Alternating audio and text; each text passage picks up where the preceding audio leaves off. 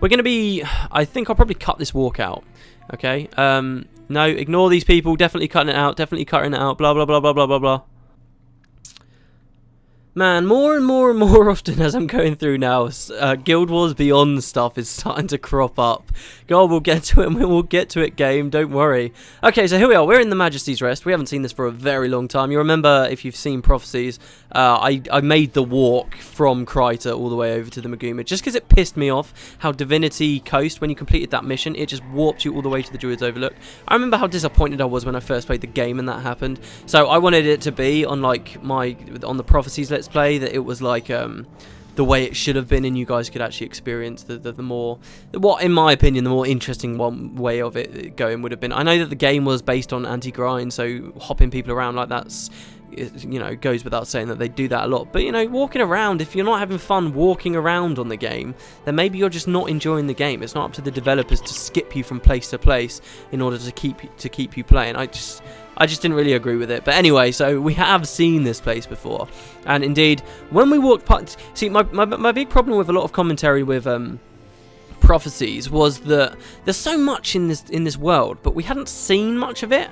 So I couldn't, like, reference all the different things that were interesting and actually speak about them that openly, because they could be spoilers for other stuff we're going to see further forward. And what we're about to come to here is see, look at these fen trolls. These are, like, so rare. These skin, this skin of enemy, this type of enemy, is just so rare. You see, like, barely anywhere in the entire game. I wonder why Arena never really reused the model anywhere. Maybe they just didn't like them that much. But yeah, what we're about to see is a prime example of this. So I'm actually quite excited to be able to elaborate a bit more. This dragon that the person mentioned, guarding the mausoleum, is a giant, very powerful dragon with a lot of health and does a lot of damage, called Rotscale. Okay, now Rotscale was basically a boss in the Guild Wars beta, the Prophecies beta, and basically there were some quests in the beta that talked about this dragon that had been animated by the Stone Summit and sort of created by the Stone Summit, if I remember this correctly, and eventually it went on like a pilgrimage across the Shiver Peaks, the northern Shiver Peaks, and ended up here in Kryta. But those were beta quests that never made it into the end game, so nobody knows whether they are actually canon, those quests there. All we do know though is that when the game eventually came out, Rotscale was still in the game. He was up here alone. Oh, at launch there was no reason to fight Rotscale at all. He was just a level 30 dragon out here for no reason. When you walk up there, you get poisoned when you're on the ground. We really knew so little about this place or why he was here, and there was never anything really written about it. A few years later, they added a green that he can drop, so that people had more reason to come and fight him, but still no real lore, and now there is still no lore. So you get, basically there are two split camps of people on Rotscale. Some people think that the beta quests are canon and that we should listen to what the beta quests say. Other people like to suggest more interesting things, which is what I'm more interested in as well, that maybe Rotscale, you know how we've got Glint, who's an Elder Dragon champion, and she's alive and she is still on Tyria despite the fact that Kralkatorik's asleep. Maybe Rotscale is a champion of Zhaitan, who knows. We do know that all these bone dragons, these rotting dragons, these all supposedly came from ore, so, and Zhaitan's asleep under ore, so it's not too far-fetched to think that Rotscale is just a particularly powerful one of those, or perhaps even the champion of all of them. I mean, he is surrounded by a load of them. Who knows? In any case, he's very dangerous. I doubt my team will be able to do much damage to him. For the purpose of this quest, all you have to do is run past the dragon. I like that ArenaNet kind of added Rotscale. It's kind of as a passing reference in one of these quests. You see this thing here, enter the mausoleum. I'm just going to enter it straight away because we'll get killed anyway. This door leads to the mausoleum below. Enter the mausoleum. It looks pretty scary down there. I think I'll pass. Now, it's more scary out here with the dragon. I love that... ArenaNet, yeah, that they actually added a quest that references Rotscale in 2010, because it basically, I think, was a way of ArenaNet turning around and saying to the players, yeah, don't worry, we haven't forgot about Rotscale, maybe there are plans for him later on. Who knows? It's kind of cool, isn't it? But that's Rotscale, basically. When I first saw him in Prophecies, I can't even remember what I said during that Let's Play. We did walk past and I mentioned that there was a powerful boss there. I might have mentioned that we'd talk about him again later. Did I know that it'd be a whole year down the line before we could talk about him later? No, probably not, but yeah, there you go. That's my little speech on Rotscale. Very interesting, isn't it? Let me know what you think about that, guys, because I mean, I'd love Rotscale to have a bigger part to play come Guild Wars 2. I mean, we can defeat him in-game, but there's no quests that say we do that. There's no quests that say that the hero does kill them. So you could potentially still have him alive and kicking in Guild Wars 2. Or you know, he's undead. Maybe they could say that he's still alive. It's one of those weird things, again, where you don't know what the real story is because of gameplay. But, yeah, there you go. But yeah, okay, so basically, actually, I could be wrong. These aren't using the shards of ore builds, are they? I don't think they are. They're not doing that much damage. This place is huge. It's kind of a very weird place. It's got a lot of quirks in it, probably because the live team had to rush the quest out. So, for instance, if you come here in hard mode, why you would do that, I have no idea. But if you come here in hard mode, the second you enter the mausoleum, the game will just kick you back down to normal mode. There is no hard mode version of this area, which is quite interesting. There's no mini-map, as you can see there. There's no mini-map at all. As for the layout of the place itself, and I talked about these collab videos that I was in where you can see me on those other channels if you want. When we were playing this quest and we were running through it together, I noticed there's a corridor down here that you can walk down, and if you go down it, it's huge. This place, the quest only takes place in a very small section of this dungeon here, right? But it's huge, the actual layout itself. You can wander off for ages and ages and ages into areas completely unpopulated by enemies with no quests, nothing. They just seem like extra areas that the developers left in and forgot were there, and you can just wander around for ages. Like, there's a giant I'm not going to go down there in this video because I don't want it to get too long. And as I said, dungeons, this is using the Eye of the North dungeons, obviously. It's all just reused assets that we'll see when we do the dungeon series anyway. But it's really cool to be able to go down there. Like, you can see the Asura gate that you go down when you first go to Eye of the North, when you're running away from the destroyers. You can see a portal down there that seems to go to some explorable area or to an outpost or something, but the portal doesn't work. So they do a lot of damage down here, don't they? There's all kinds of interesting stuff down there. I actually quite like the idea that, oh my god, I think we've just massively over-aggroed and I should just get back before everybody dies. Ogden's dead. That's not good. We got the candy cart, the Mad King guards. I don't know whether they respawn or not. Oh, another trick-or-treat bag. They're going in one of your pockets eventually. I should probably be a little bit more freaked out the fact that my 2 healers are dead. But maybe we can res them, who knows. Let's just, wait guys, wait. Let's just go back completely. I'm going to cut it. Hopefully these guys won't chase me so far. Oh, this doesn't bode well. Not for the quest. I don't want to be struggling my whole way through. They're still chasing me. I don't like that. I'll see you guys in a second. Yeah, go away. Run away. Look, there's a bloody army of undead. Does anyone have a res? Yes, Vec does. Sweet. Oh, the Mad King's guards just keep respawning. They're going to drag all of the undead over here, look.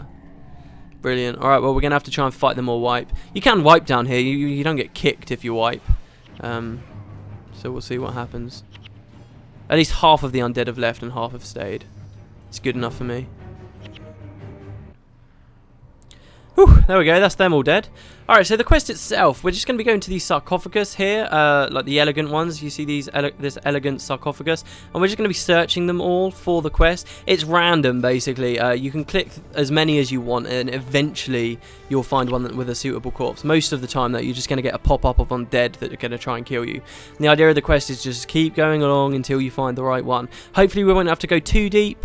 But I've basically told you everything about this area now anyway, so I might just cut it until we find it. So I'll see you guys in a second. Here we go, actually. I've not found the thing yet, but I will point out, this is just around the corner of where we were filming just now. This room here, this is the reason why I believe that this dungeon is basically the one that we walked down all that time ago when we were starting out in Eye of the North and where we met the dwarves, because this hallway here is basically exactly the same as the one you walked down during that mission. Also, the fact that there's the Asura gate down there and all that stuff that we ran through when we were being chased by the destroyers, it's all here in this dungeon. So it's quite cool to think that that same dungeon we've kind of now gone back into, and the real entrance to that dungeon is through the mausoleum rather than through the earthquake that the destroyers had created and that we actually walked through. It's quite cool. Come on, be in this sarcophagus, please. No. Oh, fuck it. I'm going to die, so I think I'm just going to charge for the next sarcophagus and hope to God it's in there. Come on, come on, come on, come on. You know you want to be in there. Shit, it's the wrong one. What about the one on the very end? This is the last one. It's got to be in here. Surely. Yeah, there we go. Quest updating. Commandeering a mortal vessel. We've got it. Sweet. Yeah, I couldn't be bothered to fight all those things. Look at my team. Wow. Well, we've completed it. I think, as long as we didn't have to do anything else. No, there we go. You see the Countess of Hakewood, 4-hour reward. I would have died. I would have been so annoyed if I'd resigned there before I'd actually finished the quest.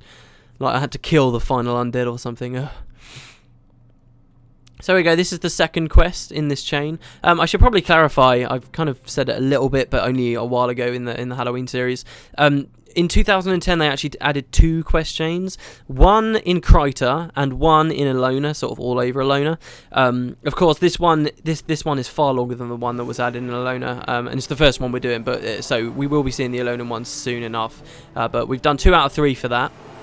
And she says, "Oh yes, I figured picking out the corpse based on the exquisiteness of its casket would provide a vessel of sufficiently noble blood for His Highness's soul."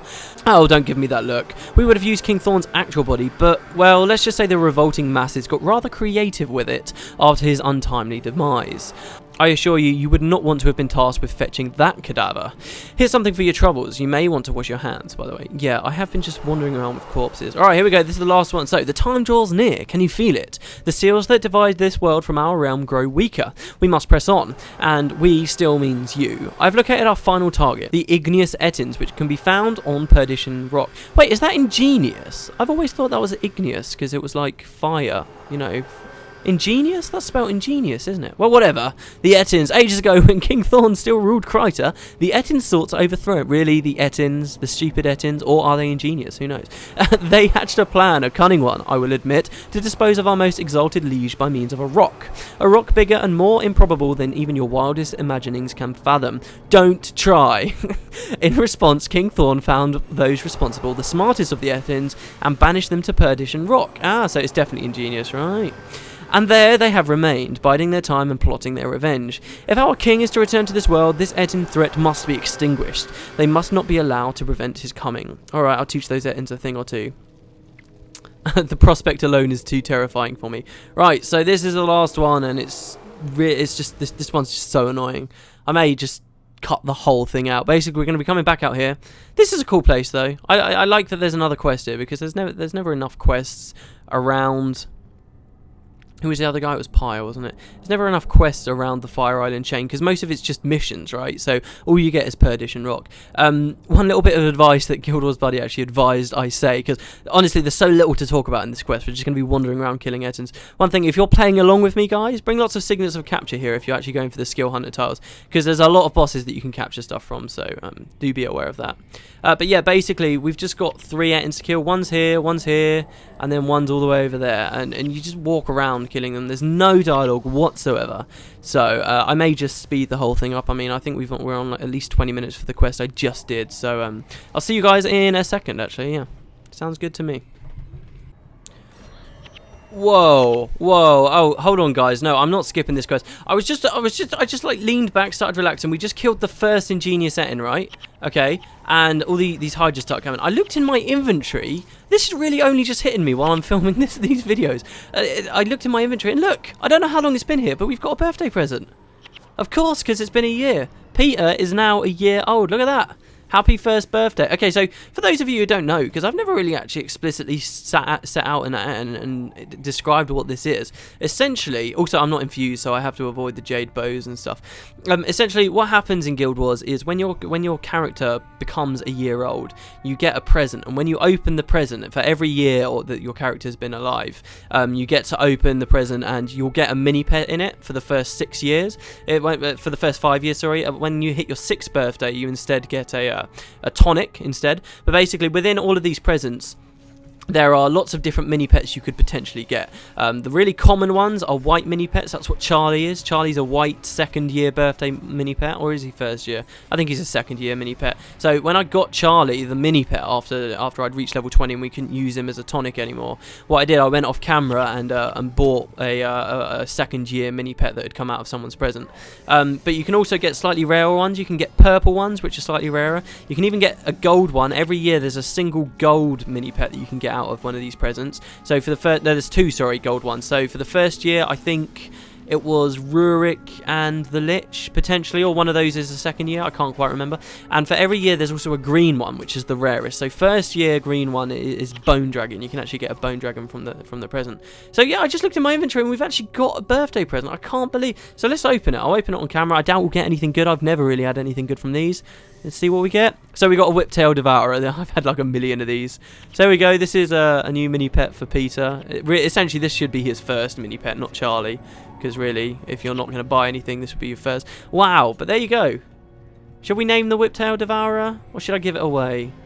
I don't know. I can't believe it. I looked in. I can't believe it's been a year, and I've been talking about it so much in the recent episodes, but never really sort of taken it in. I almost feel like I should have like some kind of big speech to say, but it's just completely taken me off guard. So I don't really. Maybe I'll save that for the end of Eye of the North when we're sort of finished with everything. But there you go. I mean, the funny thing is, it's a year today for me, but not for you guys. You guys will be seeing this on like Tuesday, maybe even Wednesday. So it's not. I mean, the 1 year for you guys today is just. I don't even know what video is going up. Probably the first bit of the Halloween Underworld stuff today. But yeah, there we go. Wow, I wanted to open that on. There was a part of me that was thinking, oh, maybe I'll get something good. But yeah, there you go. All right, so I will see you guys when we finish the quest. See you in a bit. Oh, this is cursed. I love the naming conventions for these golem things out here in Perdition Rock. Why are they named like that? I don't know if I don't remember ever talked about it that much, but all the guys around here, like there's like Grent's cursed, Balthazar's cursed, Lys's cursed. All the gods that apparently have their own cursed versions around here. I wonder if there's any actual lore written about that. Well, no, obviously we don't know of any at the moment, but whether maybe that's because the gods cursed some people at some point and they were banished up here.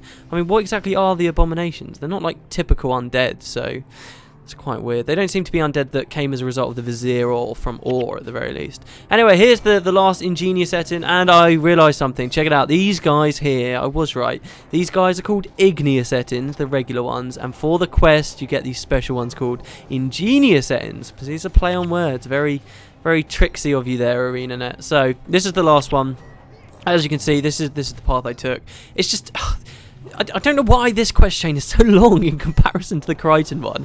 I just got the "you have been playing for an hour" message, and I've only been filming this. It's mad. And these guys do take a while to go down. I'll give them that as well. I mean, Jesus. And they knock you down for quite a long time as well. Come on, get back here. Oi, oi, oi, oi. I've got quite a few nice snipes as well here. I can read out some of the dialogue that you get. You get, oh, it said it up here. Balthazar, bless my strength, teach my hands to war and my fingers to fight, and so forth. So, I think that's actually a reference to something that's said in a film or another game or something. Anyway, back to Lion's Arch. Yes, my party's too large, I don't care. That's the end of the last quest. Didn't show you much of it, but it's just wandering around Perdition Rock. As lovely of an area as that is, I'm sure we've all seen enough of it. And we can speak to the Countess of Hakewood once again. Hakewood, isn't that a Crichton town as well? Why do I recognise the name of that? Hakewood. Well, in any case, she says the Ettins are gone. Yes, it is well and good. Their cunning would have proved problematic for us in the long run. I sense we have weakened the seals, but is it enough? Perhaps our work is not yet done. But another day, another time. Our next visit should be our last. We will break the last of the seals, and King Thorn will once again rule these lands. I will give you this reward for your assistance and this piece of knowledge. Practice laughing now, little one. Your life may depend on it. Okay, so there we go. Now, as a result of these seals being broken here, I'll talk about this now. Later on in the year, after 2010, I think it was quite recently actually, it was about 4 or 5 months ago, ArenaNet said that because these seals have started to be broken, because Mad King Thorn it seems like he's getting closer and closer to the mortal realm, these things called fluxes have started happening, and this is the lore reason why there are now fluxes in PvP, which is quite cool. Of course, we know in Guild Wars 2, as far as we know, Mad King Thorn still hasn't come to the mortal realm come Guild Wars 2, so something obviously happens, and all of the seals do get broken, but it's an interesting idea to think of maybe come Guild Wars 2, one of the expansions is to do with the rise of Mad King Thorn, and he just becomes corrupt and he's the boss. Or it's interesting because we're like working for the lunatic court, but it's not like we really should be. He seems like a terrible corrupt leader, and yet we're trying to bring him back by breaking all these seals. Well, whatever they have in store for him with Guild Wars 2, that's basically the stuff with the seals there. We do have another quest chain though, which will be next video. We're going to be looking at the quest chain that was added in 2010 in Camadan. We can also have a little bit of a look around at the decorations there in Camadon, since I've still not shown you that. Like I said, they don't celebrate it in Halloween in Cantha, and that's quite interesting to me as well. I wonder why is it just that Mad King Thorn's never been down there because it's so far away, or what is it? Why do they not celebrate it there? It's kind of interesting, isn't it? But anyway, I'll talk more about that and why Halloween is in Nightfall for the lore reasons and what I think the real reason is all next episode. I hope you guys enjoyed this one, and I will see you tomorrow. See you tomorrow, everybody. See you later.